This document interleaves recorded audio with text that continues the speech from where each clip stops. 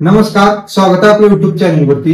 या व्हिडिओ मध्ये inheritance in C plus plus हा पॉइंट मी तुम्हाला एक्सप्लेन करून सांगणार आहे। मोस्ट ऑफ द डेव्हलपर 99% किंवा 99% बघा हा मेकॅनिझम रियुजेबिलिटी साठी यूज करत असते। कोणता? Inheritance. It is the process of creating new things by existing thing. एक तयार गोष्टीपासून दुसरी नवीन गोष्ट तयार करणे, ह्या प्रोसेसला आपण काय म्हणत असतो? इनहेरिटन्स म्हणत असतो। ही एक थिंग आहे। थिंग म्हणजे काय? एनीथिंग, काय असू शकते, ही गोष्ट आहे फर्स्ट थिंग। तर ह्या थिंग थ्रू मी काय केलं, एक दुसरी गोष्ट तयार केली। ह्या फर्स्ट थिंग थ्रू त्याची प्रॉपर्टीज यूज करून सेकंड थिंग मी तयार केली। तर त्या मेकॅनिझमला आपण काय म्हणत असतो? इनहेरिटन्स म्हणत असतो। किंवा the process of accessing properties from one thing to another thing is called as inheritance. ह्या दोन गोष्टी एक्झिस्टिंग आहेत, ऑलरेडी तयार आहेत। त्या दोन गोष्टी मी काय केल्या, फर्स्ट थिंग मधून सेकंड थिंग मध्ये प्रॉपर्टीज प्रोव्हाइड केल्या किंवा सेकंड थिंग मध्ये ऍक्सेस केल्या। तर हे शेअरिंग असते ना, त्या मेकॅनिझमला आपण काय म्हणत असतो? इनहेरिटन्स म्हणत असतो। समजतंय? In C plus plus by using class we achieve inheritance. Class through आपण काय करत असतो? इनहेरिटन्स अचीव करत असतो। क्लास ही कन्सेप्ट, ऑब्जेक्ट ही कन्सेप्ट तुमची क्लिअर पाहिजे। प्लेलिस्टला जावा चॅनलच्या, तिथं ते दोन्हीचे पण कन्सेप्टचे व्हिडिओ आहेत, ते बघा। नंतर मग इनहेरिटन्स कन्सेप्ट बघा। क्लास, पॅरेंट क्लास हा सिंटॅक्स आहे बघा। क्लास, पॅरेंट क्लास, पॅरेंट क्लासच्या प्रॉपर्टीज असणार, ही क्लासची बॉडी, नंतर क्लास, चाइल्ड क्लास, चाइल्ड क्लासची बॉडी प्रॉपर्टीज। नवीन काय झालेलं आहे रे हे? कोणतं? Column public parent class. हा पब्लिक काय ऍक्सेस स्पेसिफायर आहे। इनहेरिटन्सचे सगळे टाइप तुम्हाला एक्सप्लेन केल्यानंतर हे ऍक्सेस स्पेसिफायरचं मीनिंग काय समजेल।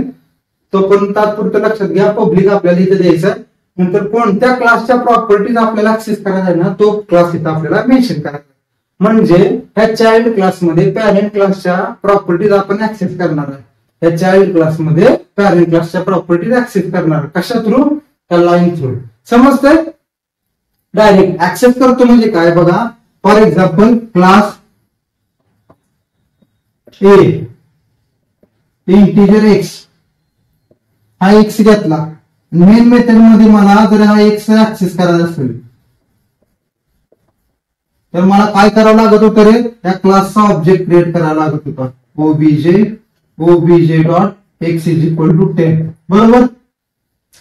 ज्यावेळेस मी ऑब्जेक्ट क्रिएट करतोय त्यावेळेस मेमरी सेपरेट क्रिएट होणार आहे। त्या क्लासला जेवढी लागणार आहे तेवढी। मल्टिपल ऑब्जेक्ट जर मला क्रिएट करायचे असेल, म्हणजे मला एक सा मल्टिपल टाइम यूज करायचा असेल, OBJ1, OBJ2, हे ऑब्जेक्ट क्रिएट करेन तेवढी मेमरी स्पेस ह्याला अलोकेट होणार, म्हणजे मेमरी इथं मेमरी जास्त लागणार। बरोबर?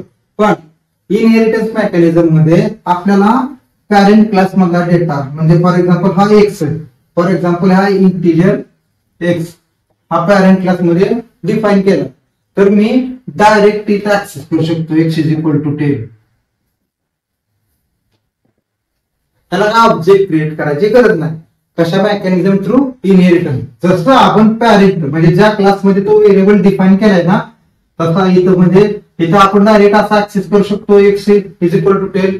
त्याच टाइप मध्ये चाइल्ड क्लासमध्ये पण ऍक्सेस करू शकतो। इथं खूप पोरं कन्फ्युजन आहे, ही कन्सेप्ट तुम्ही क्लिअर करून घ्या। रियुजेबिलिटी कशी क्रिएट ऍक्सेस झाली किंवा मग कशी अचीव झाली समजलंय? इथे इंटिजर एक्स मी इथं डिफाईन केला, एक्स इज इक्वल टू 10। मला जर आता एक्स इथं या क्लासमध्ये जर ऍक्सेस करायचा असेल तर डायरेक्ट मी ऍक्सेस करतोय। इथं काय इंटिजर एक्स म्हणजे त्याला सेपरेट मेमरी स्पेस क्रिएट करून द्यायची काय गरज पडत नाही मला, हे तर लक्षात बघा। आता पॅरेंट क्लास आणि चाइल्ड क्लास, जो क्लास डेटा प्रोव्हाइड करत असतो त्या क्लासला आपण काय म्हणत असतो? पॅरेंट क्लास किंवा बेस, काय म्हणू शकतो? बेस क्लास एक म्हणत असतो आपण। आणि इथे काय, जो क्लास दुसऱ्या क्लासच्या प्रॉपर्टीज ऍक्सेस करतोय तो क्लास काय असतो? चाइल्ड क्लास किंवा derived class. The class which access the properties from another class, that class is called as a derived class। ह्या क्लासमध्ये दुसऱ्या क्लासच्या प्रॉपर्टीज आपण ऍक्सेस करतो, म्हणजे ह्या क्लासला आपण काय म्हणतो? Derived class. हा डिराइव्ह केला याच्यापासून, हे तर लक्षात। ह्या दोन कन्सेप्ट माहित पाहिजे। आता प्रोग्राम तुम्हाला दाखवतो एक्झॅक्ट कसा रन होणार आहे याचा। सर्वात प्रथम आपल्याला हेडर फाईल घ्यावं लागतील. त्याच्यानंतर काय करायचं, आपल्याला एक पॅरेंट क्लास घ्यायचा आहे. Class parent. या क्लासमध्ये दोन प्रॉपर्टीज घेतो मी. त्याला पब्लिक ऍक्सेस स्पेसिफायर द्यायचा आणि इंटिजर एक्स घेतला वाईड गेट. एक मेथड घेतली. सेकंड क्लास घेतोय. आता हा कोड काय सांगतो बा, वाईड गेट मेथड काय करते, युजरला मेसेज हा प्रिंट करून देणार आहे, enter the value of x, आणि सी इन काय करणार आहे, ते एक्स व्हॅल्यू रीड करून देणार. क्लास चाइल्ड क्लास घेतला, कोलन ऍक्सेस स्पेसिफायर द्या, पब्लिक, आणि कोणत्या क्लासच्या प्रॉपर्टीज ऍक्सेस करायचा तो क्लास द्या. झालं. तर ह्या चाइल्ड क्लासमध्ये एक मेथड घेतो मी, पब्लिक ऍक्सेस स्पेसिफायर देऊन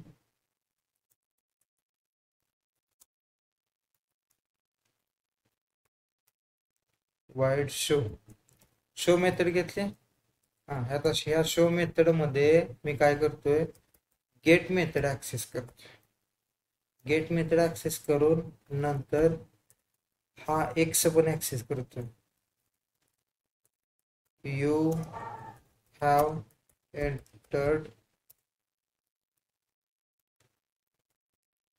एक्स, इथं एक्स ऍक्सेस केला आणि इथं गेट मेथड.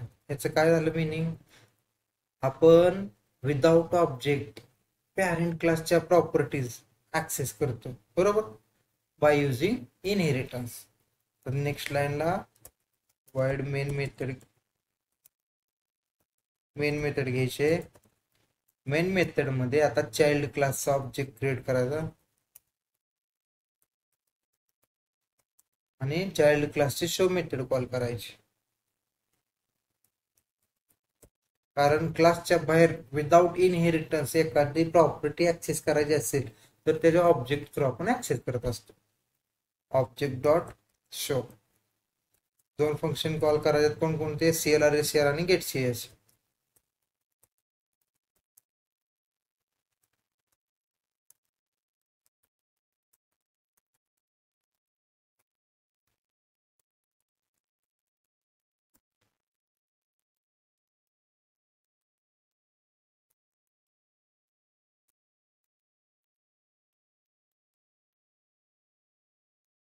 काही टू मेनी टाईप डिक्लेरेशन म्हणतो. मेन मेथड अजून कुठे घेतली काय, नाही सॉरी, आपल्याला क्लासचा सिंटॅक्स चुकलाय, सेमी करून राहिले. झालं. Enter the value of x 10, you have entered 10. समजतंय. आता मी हे इनहेरिटन्स काढतोय, अचीव केलं तर इनहेरिटन्स ह्याच्या थ्रू ते काढतोय आणि रन करतोय. काही एरर रे, गेट शुड हॅव प्रोटोटाइप, म्हणजे कुठेतरी डेफिनेशन असली पाहिजे त्याची, आणि एक्सचा अनडिफाईन्ड दाखवतोय. म्हणजे काय, हे गेट मेथड आणि एक्स व्हेरिएबल हे ह्या क्लाससाठी अननोन सांगते, ते अननोन आहेत. कारण की हे गेट मेथड एक्स कशात आहे, त्या पॅरेंट क्लासमध्ये, आणि चाइल्ड क्लासचं आणि पॅरेंट क्लासचं काही रिलेशन आहे का इथं, आता नाही. पण मी ज्यावेळेस इथं पब्लिक पॅरेंट असं इनहेरिटन्स अचीव करतो याच्या थ्रू, त्यावेळेस प्रॉपर रन होणार आहे प्रोग्राम. बघा झाला. कन्सेप्ट समजले असेल तर व्हिडिओ लाईक करा, तुमच्या मित्रांशी शेअर करा, चॅनल सबस्क्राईब करा. थँक्यू.